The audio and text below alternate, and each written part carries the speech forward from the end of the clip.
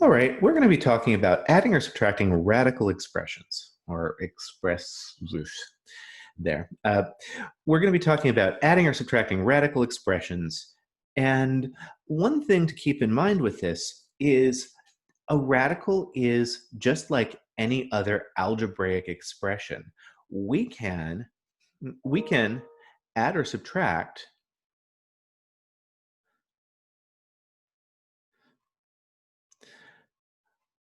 like radicals by adding or subtracting the coefficients.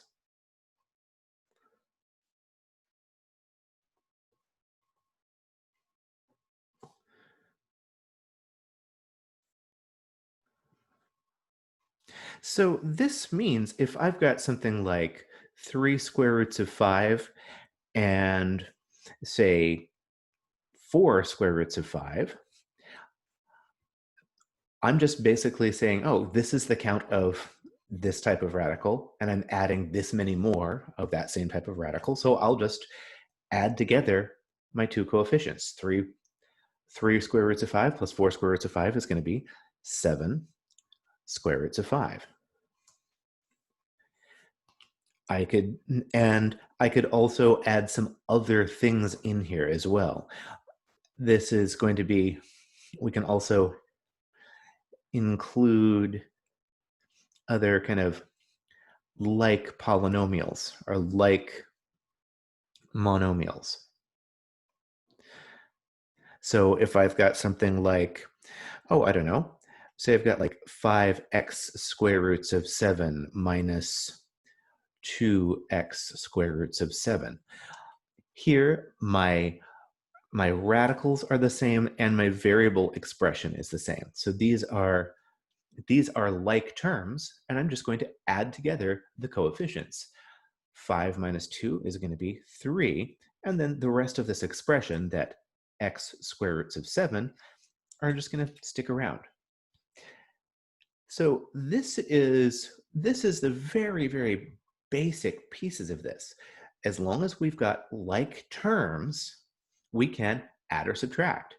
Notice that we're not adding we're never going to add together the radicands. I'm never going to add together the two expressions under the radicals. And we can fairly easily demonstrate that it will never, you won't be able to ever add together your radicands. So you cannot add your radicands. And the kind of classic example I go to with something like this is I say, oh, well, let's take a look at some things that if I were to add them together would be fairly nice, like square root of 9 and the square root of 16. Now, if this were true, I'd say, oh, that would be 9 plus 16 would be the square root of 25. Well, what happens if I do this? Square root of 9 is 3. Now, square root of 16 is 4. Oh, that should be 7. Except the square root of 25 is 5. Is 7 equal to 5? No. You're never, ever, ever going to be able to add together the expressions under the radicals. So whenever you're tempted to say, oh, I can just add together the expressions underneath that radical, you cannot ever do that. So this is kind of an important piece to keep in mind when you're doing this. Always good to know what's legal and what's illegal. The next facet that we should always cover is what happens, actually there's a couple other special things that we should keep in mind. If I've got something like, when I talk about like radicals, like or similar radicals have the same index and radicand. So if I've got something like, oh, say I've got 3 square roots of 10 plus 2 cube roots of 10, this is already simplified.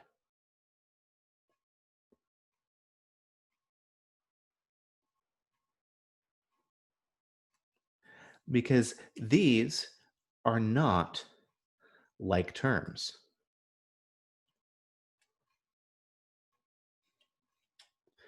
I've got a square root, I've got a cube root. So I can't add these together. Again, like I say, it's important to know what you can do and what you can't do.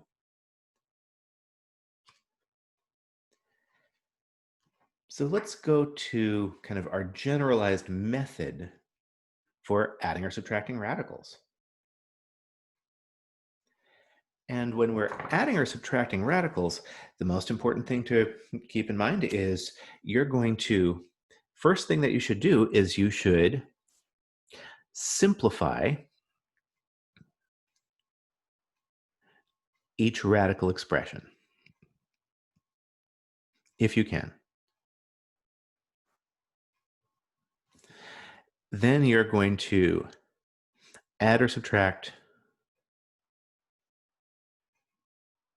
your coefficients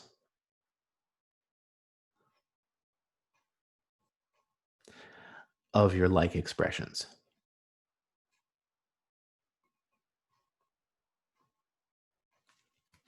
So say, for example, I've got, I'll be fairly nice to start off with. I'll say, let's do the square root of 20. I'll do minus the square root of 80, and then I'll add to that like the square root of 45. Okay, each of these radicals can be simplified. And what I'm going to do here is I'll just say, well, what can I simplify this with? I see that 20, and I see that 20 is 4 times 5. And I'm just going to look for, when I'm doing this, I'm just looking for my largest perfect square that's under these, since these are square roots. So I'm looking for my largest perfect square I can spell. So 4 times 5, that's going to be 2 square roots of 5. 80 happens to be 16 times 5. So that's going to be minus 4 square roots of 5.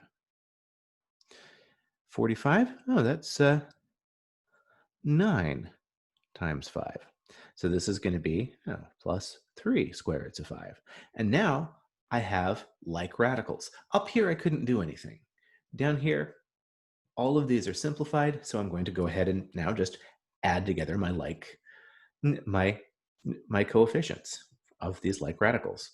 2 minus 4 is going to be negative 2. Negative 2 plus 3 is just 1 square root of 5, and we're done. And I could just write that as just square root of 5 if I want to.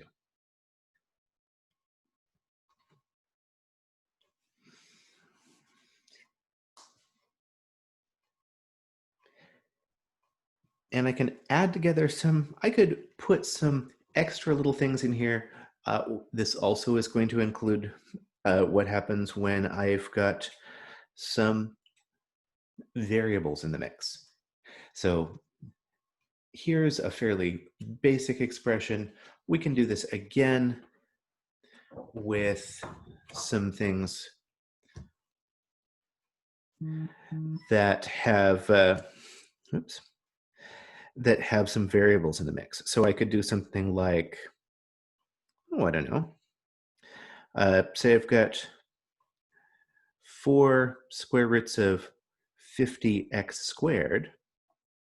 And I could do minus 3x square roots of 18. And then minus 3 square roots of 72x squared. Okay, well, once again, I'm going to still simplify each of these expressions. It's just I've got a little bit further to do this. But when I break this up, okay, I've got a little bit more that I need to do here. Looks like 25 will go into, is the biggest thing I can divide the 50 by, and I've got that x squared. And my remaining factor here is 2. So when I do this, I'll have 4 times 5x squared, and then that square root of 2. So this is going to be 20x squared, square root of 2, for this, just that first expression here. Next one's going to be fairly straightforward. I got minus 3x, and it looks like I've got 9 times 2. So this is going to be minus 3x times another 3. So this is going to be minus 9. Whoops, I made a mistake. This is not an x squared. When I evaluated my square root here, I forgot to actually take away my square. There we go. That's 9x square root of 2. My apologies. Just goes to show that math professors, if they're going too fast, will also make mistakes. Let this be a lesson to you. Okay, 72. That one's a little trickier because I'll have to divide by something larger, but I could divide that by 9. I see that. But you know what else I could divide that by? Well, let's see here. 9, 16 doesn't go into it, 25 doesn't go into it, but 36 does. So this is going to be minus 3. I'll have 36x squared, and there's that remaining factor of 2. So this is going to be minus 3 times 6x. So this is going to be minus 18x square roots of 2. Wow, a lot of stuff here, but now it's all coming together, and now I just have to add together my coefficients. 20 minus 9 is 11. 11 minus 18 is going to be, what is that going to be? Negative 7. And the expression here is x square roots of 2. And that is what we have for that.